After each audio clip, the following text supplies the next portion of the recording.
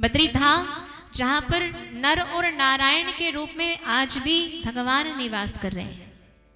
आप शायद जानते ही होंगे कि बद्री धाम में 2 पर्वत हैं, उसमें से एक पर्वत को नर कहा जाता है और दूसरे को नारायण। आज भी भगवान वहां पर तपस्या कर रहे हैं। जो बद्री भगवान है ना, जिनको बद्री नारायण कहा जाता है, ये जो सारा क्षेत्र है जिसको केदार घाटी कहते हैं, इस केदार घाटी में बद्री नारायण भगवान वहां पर विराजमान है और कहते हैं वो आज भी तपस्या में ही लीन है।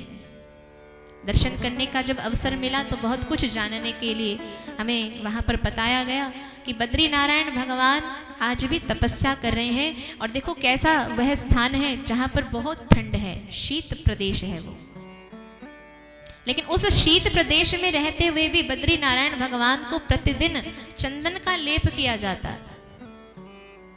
आप सोचिए जरा कि एक ठंडे स्थान पर अगर हम बैठे हों और उस पर और भी ठंडी वस्तु अगर लगा दी जाए तो ठंड बढ़ेगी या घटेगी? ठंड तो बढ़ेगी ना।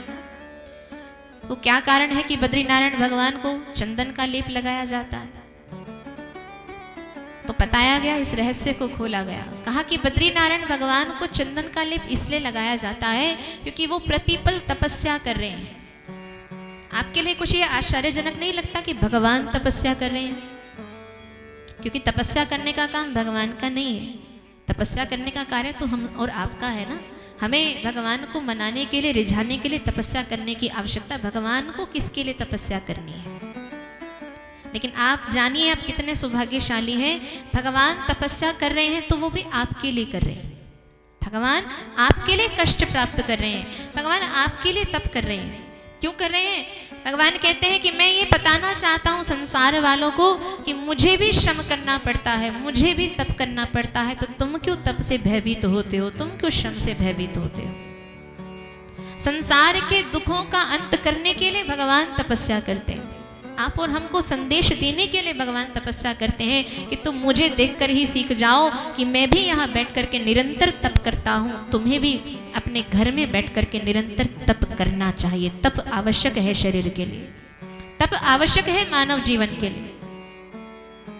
और हम तो थोड़े से श्रम से भी घबराते हैं, हम जरा सा भी कर्म करने से घबराते हैं, हम तप करने के लिए कहाँ विचार करेंगे?